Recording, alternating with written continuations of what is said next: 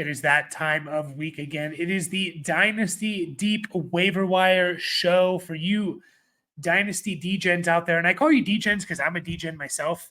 Those of you in those 12, 14, 16 team leagues, 30 roster spots, you need this each and every week. You know, the waiver wire is still hot when it comes to Dynasty. So this is a deep Dynasty waiver wire show.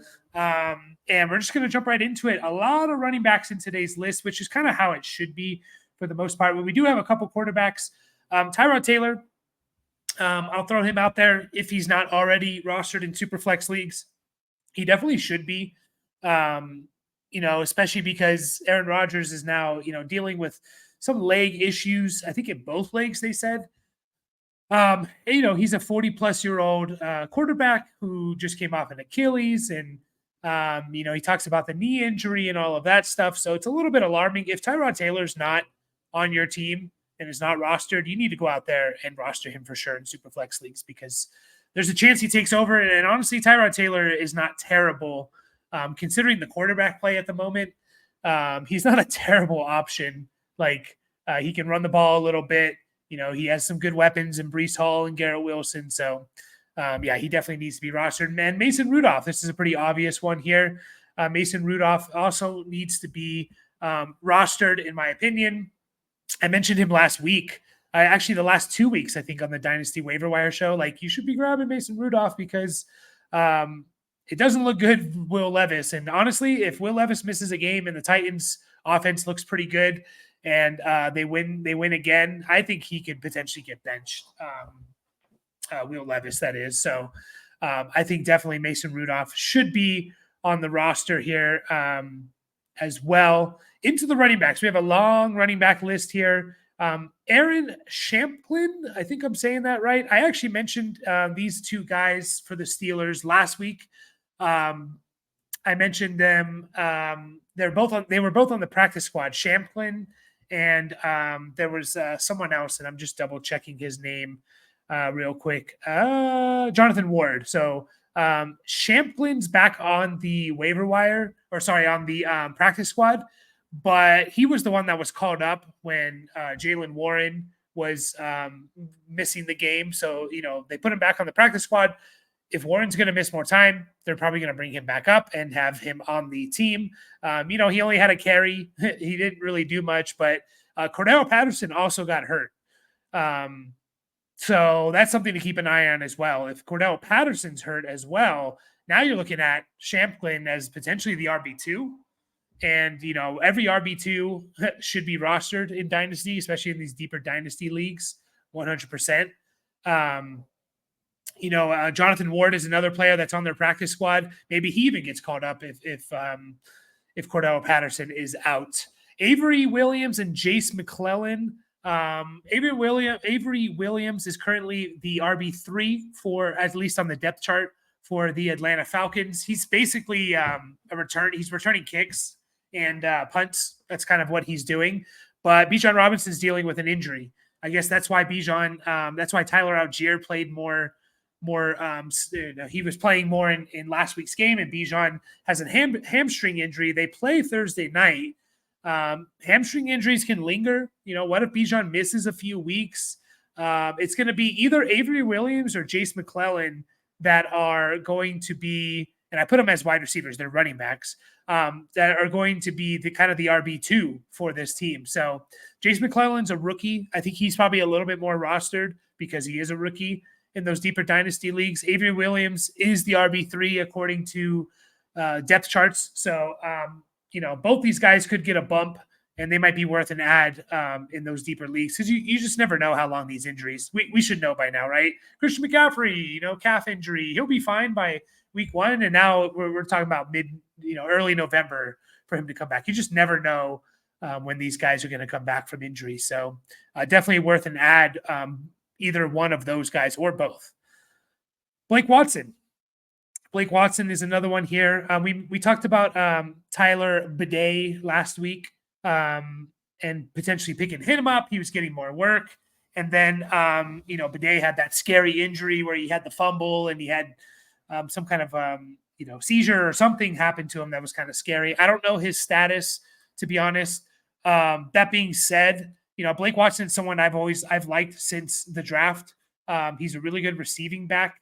Sean Payton loves his undrafted players and guys that kind of come out of nowhere. And Blake Watson, I think, could be a player for them if they can't get anything with Javonte going, if they can't get anything with Julio McLaughlin going. Now Javonte kind of dominated carries and he had 16 carries, but 2 catches. McLaughlin, I think, played a bit as well. McLaughlin had 9 carries and a catch, but Bidet played in 8% of the snaps. He got hurt late in the first quarter.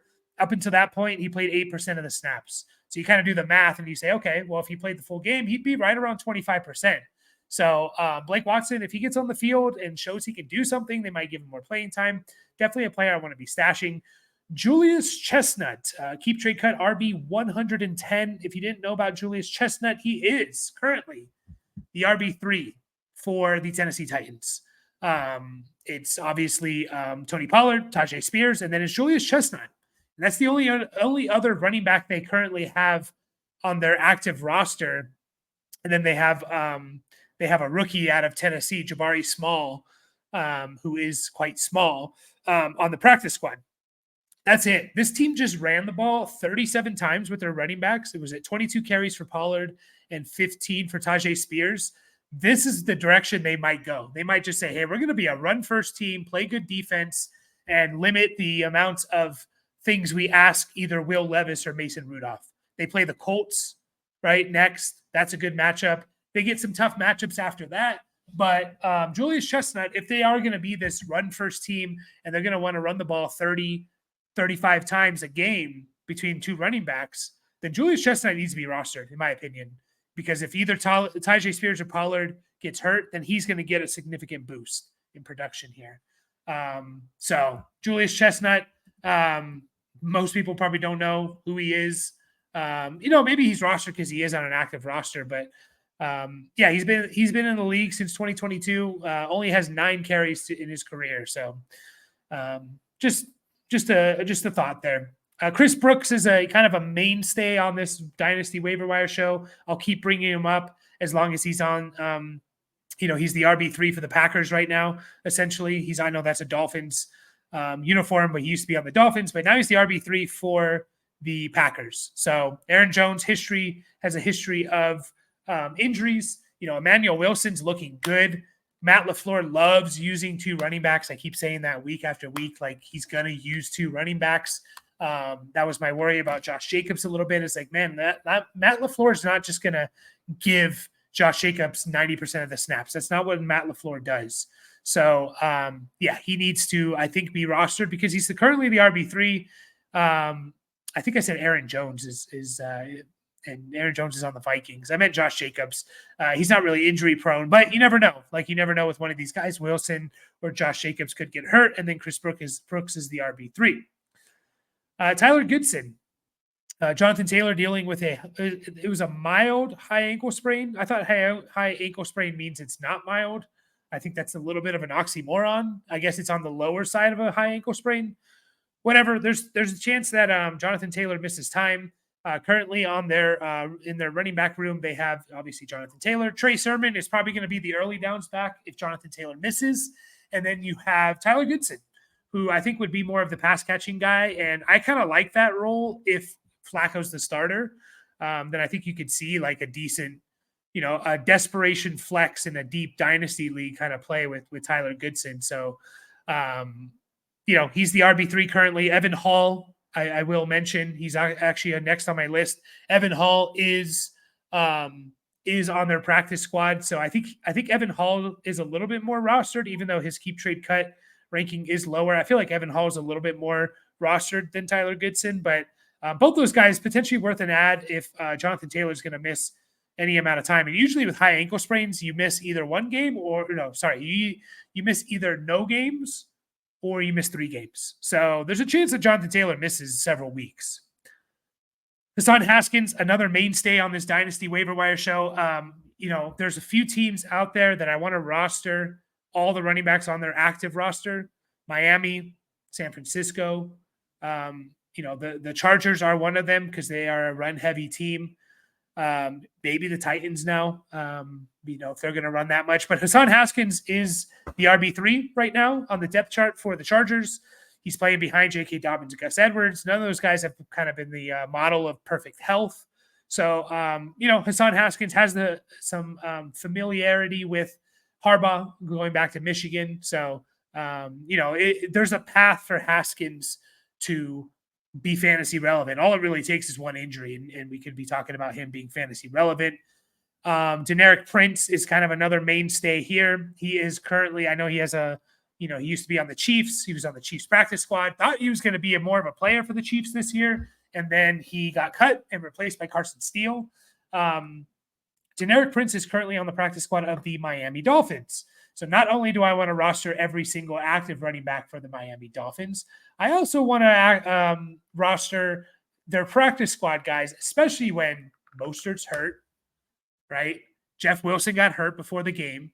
I feel like Achane limped off in the game as well, but I think he came back and played. But he could easily get hurt, Achane. He's a smaller running back, and he was hurt all of last year. A lot of last year, not all. So Deneric Prince, again, I want the RB3 for the Dolphins because it takes one injury for you to be fantasy relevant because they're going to use multiple guys. Right now, it's Achane and Jalen Wright. Wilson's hurt. Mostert's hurt. I know Mostert's probably going to be back next week, but you never know. Deneric Prince is a kind of a deeper stash here. The Lions are another one of those teams where I want all the running backs on their team because they run the ball so damn much, and they do it so well too.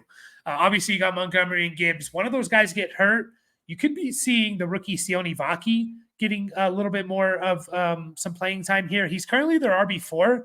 And that being said, Craig Reynolds is another guy that I would be rostering. He's the RB3 for the Lions, and it kind of played out that way in the preseason. So they probably, first up in line is probably Craig Reynolds, but Craig Reynolds is not this amazing player necessarily. If Vaki gets more playing time and looks good, then he's going to get more playing time. So just another team where I want to roster all the active running backs on their team because they run the ball a lot. They use multiple running backs. So it only takes an injury or two, even as the RB4, to be fantasy relevant. Patrick Taylor, talked about the 49ers. I want to roster all the 49ers running backs here. Patrick Taylor, I know he's in a Green Bay jersey there. He is on the active roster for the 49ers. Right now you have Jordan Mason, you have the rookie Isaac Guerendo, and then you have Patrick Taylor. Christian McCaffrey's not coming back anytime soon. Jordan Mason is currently getting a huge workload right now.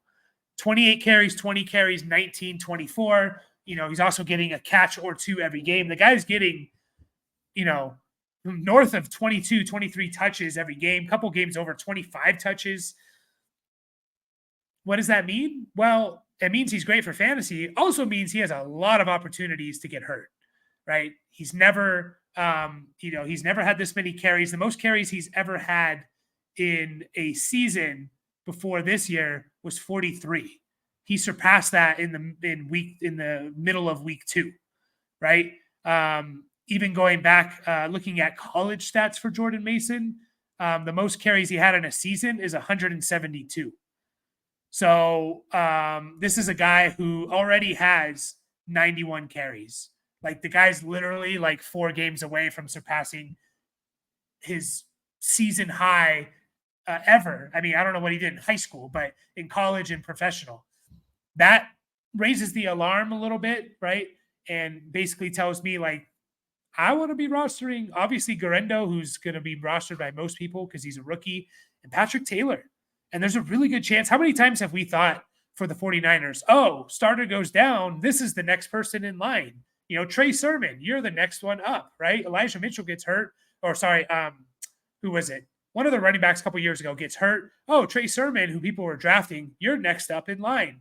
Nope, it's Elijah Mitchell, an undrafted rookie, right? So I know Guerendo is considered the RB3 on the depth chart, but they might roll with a little bit more of a veteran presence here. So Patrick Taylor's definitely someone I'm rostering. 2 more running backs for you. Cody Schrader, he might be rostered as well, although he doesn't have a ranking on Keep Trade Cut, which is not the be-all, end-all. It's just kind of a good gauge of the market. He's a rookie, played at Missouri. A lot of people were high on Cody Schrader. They were excited about him coming out of college. He actually went undrafted to the 49ers. They cut him, and now he's on the Los Angeles Rams active roster. The Rams are another team. I want all the running backs on the Rams because they use their running backs a lot. Their running backs are usually really good for fantasy football, right? And Cody Schrader, he's the RB4. He's behind Ronnie Rivers, Blake Corum, but you never know. Like, we never thought Kyron Williams was next up in line, and look what happened. So, I'll throw, if in deeper leagues, a roster ad for Cody Schrader. And then Daria Gumbawale. This is a little bit more like if you're desperate and you need a play next week, if Mixon and Dameon Pierce miss time again, Daria Gumbawale, he's been getting playing time. He's going to catch some passes. That's what I can say. Like, he'll catch some passes. You play in a deep PPR league and he catches 4 or 5 passes. That could do it for you, right? 4 for 50, and he got a touchdown last week. Plus, he'll get a couple carries. Like, I know we're scraping the bottom of the barrel here, but that's what us degenerates do. Some wide receivers to consider here. Casey Washington for the Falcons. I saw that Ray McLeod had the questionable tag next to his name. I don't know exactly what his injury is. Did not practice. Okay, because they play Thursday. So McLeod, they do like the simulated practices. McLeod did not practice, even though they didn't practice. I think Casey Washington would be the one to kind of fill the McLeod role, whereas Cordell Hodge, who's considered the wide receiver for the Falcons, Cordell Hodge probably fills a little bit more of the Mooney role, or maybe the Drake London role. Maybe I'm wrong about that, and maybe they just use Hodge more, but I feel like that quick, shifty player in the slot should go to Casey Washington because he was getting some hype in training camp. I liked his college film. He's a rookie, right? And so I didn't expect him to have an impact right away, but opportunity could be coming potentially if Raymond McLeod does miss the game, which I guess is a Thursday night game. Bo Melton and Malik Heath. I think Bo Melton's probably going to be a little bit more rostered. With Christian Watson going down, obviously you have Dontavian Wicks, Romeo Doubs, Jaden Reed, but now you're looking at the next one up in line. If one of those guys get hurt, is probably Bo Melton, who did play a little bit more. He played in only 15% of the snaps, but I think Watson got hurt kind of late. And Malik Heath, don't mind throwing these guys on my roster if Watson's going to miss some time. Isaiah Williams, someone we haven't talked about. I did make a dynasty, or it was like a dynasty rookie deep dive into him, a video specifically on Isaiah Williams. If you want to check him out, Isaiah Williams is a fun player. He went to school at Illinois, I believe, with Casey Washington. I'm just trying to remember now. Illinois. He's a fun player. He had over 1,000 yards, 82 catches each of the last 2 years. He's kind of one of those dog players that the Lions like.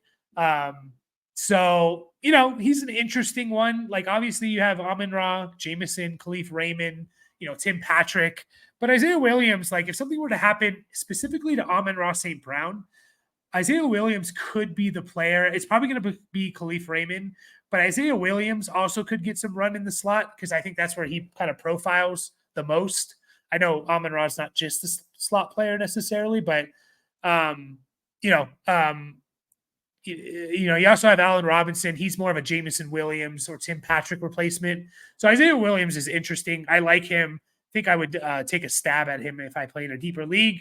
Mecole Hardman, obviously with the Rashee Rice injury, you have Juju there. You have Xavier Worthy. Those guys will be playing a lot. But then beyond that, it's like you have kind of other guys who they basically said, we can't really win with you. Sky Moore and Justin Watson. Those guys will get some more playing time. But like Mecole Hardman is someone who they trust, who has produced before with Patrick Mahomes. He has a 700-yard season and a couple touchdowns. He could be a nice like best ball type of stash player. And last wide receiver here is Mason Tipton. Keep talking about him, but his playing time keeps ticking up and up and up. He went from Mason Tipton went from 26% of the snaps week 1 to 25 in week 2 to 32 in week 3 to 39% in week 4. So his playing time keeps ticking up and up and up. He's still, I believe, playing less than Cedric Wilson. Oh, no, Cedric Wilson only played 90% of the snaps. I don't know if something happened to Cedric Wilson, but obviously, you have Olave, Rashid Shaheed.